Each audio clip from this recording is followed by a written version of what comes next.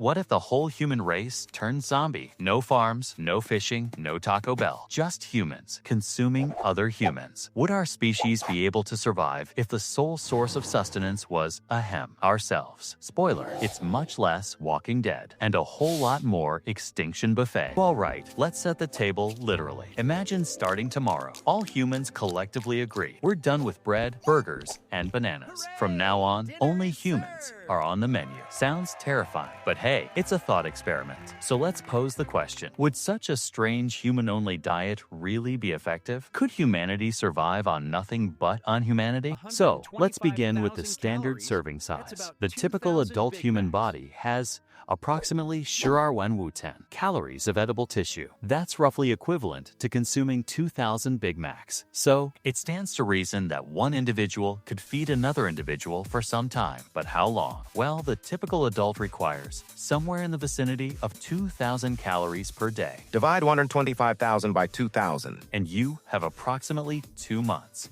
worth of food for one person, assuming you manage to consume the entire thing. Which, let's not get into specifics. Here's the twist. If you ingest one individual, said individual is gone. To keep the population alive, each meal must be replaced by a newly born person. Babies, however, take decades to mature into full meal-sized human beings. And no matter how rapidly the birth rate is increasing, it's not keeping pace with the death rate in a global buffet. This is not a food chain. It's a countdown timer. Let's assume you begin with 8 billion humans. Day 1, someone's dinner. Now you have 7,999,999,999. Continue. And you'll see the issue. The demand for food is the demand for eaters. Whenever you take a bite, you decrease the population, which decreases the demand, which equates to humanity consumes itself like a fuse. It's like attempting to operate a business where you peddle your own workers as commodities. You profit until you have nothing left to work, even before extinction kicks in. There's another problem: nutrition. Humans eating only humans would run into the same issues as cows eating only beef. We're not perfectly balanced meals. A human body is heavy on protein and fat, but it lacks enough of certain vitamins, like vitamin C, without fruits and veggies. You'd eventually develop scurvy. So yes, the last humans alive would also be toothless, bleeding gum pirates. Also, extended periods of cannibalism can result in terrifying diseases, such as Kuru, a brain disease contracted from consuming human nervous tissue. Side effects: shaking, laughing hysterically, and then death. So even if the calories work out, biology is like no.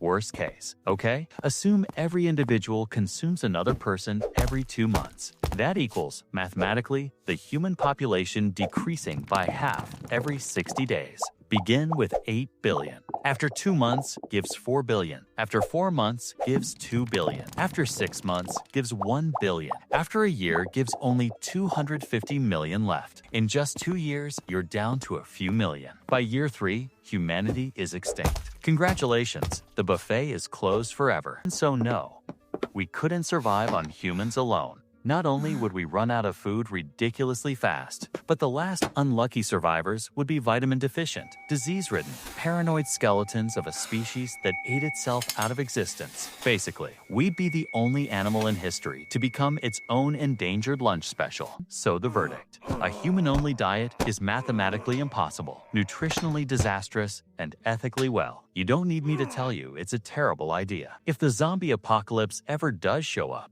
you're better off sticking to canned beans. What do you think? Would you survive a month in a world of all-you-can-eat humans? Or would you rather starve? Leave your answer in the comments. And hey, if you liked this weird thought experiment, give this video a like, subscribe, and hang around for more strange science what-ifs. Because the only thing we should be nourishing ourselves with is curiosity.